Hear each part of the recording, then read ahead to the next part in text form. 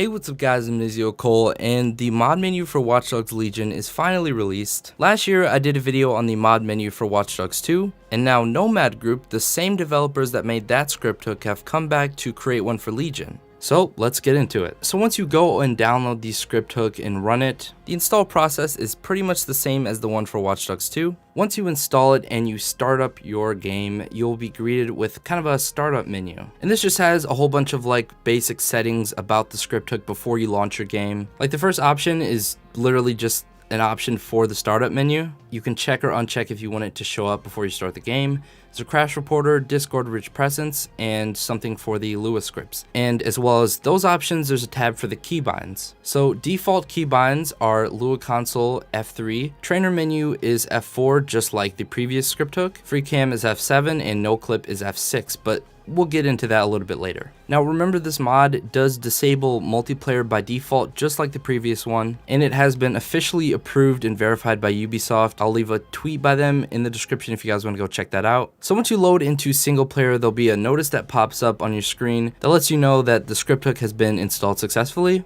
Now let's get into the menu. So once you open up the menu, the first option we have is player. There's an invincibility mode, an unlimited ammo mode, and a no clip / fly mode, as well as an option to be able to adjust the no clip speed. Now the next section is the camera section, and in here we actually have some pretty cool options. So we have a free cam checkmark, free cam speed, free cam shift speed, reset to player, and a pretty strange Big Ben option, which just teleports you underneath the world facing Big Ben.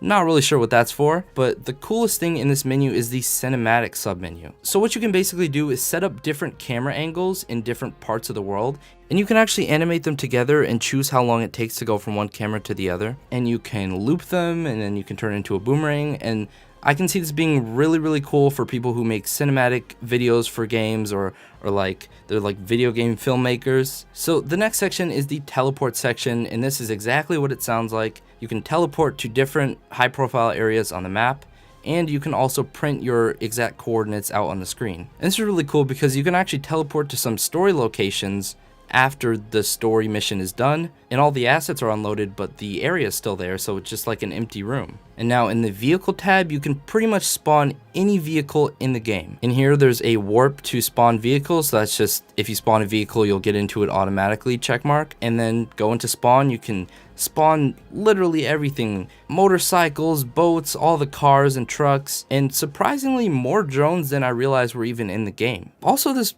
really weird RC car that I've never seen before. If you guys know where this is from, let me know down in the comment section. Now on to the last tab in the script hook menu, and this is actually my favorite one.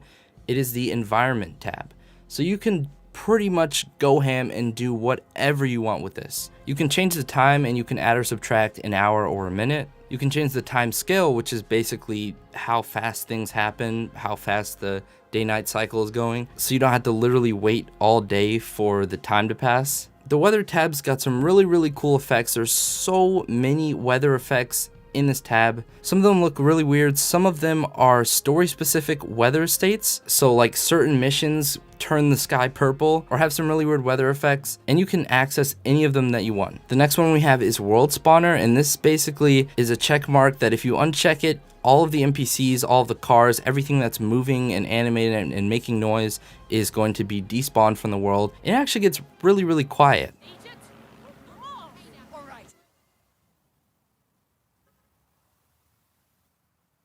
And the other check mark in here is World Imposter, and that is all of the cars and kind of fake cars and fake NPCs that load in at a distance. It's kind of hard to see, but I'll kind of zoom in on the screen so you can kind of see what I'm talking about. In the world loading units, this is basically where you can go into story locations or certain buildings, and you can unload the world and reload it. And the last one is the spawn entities tab, and this one is cool.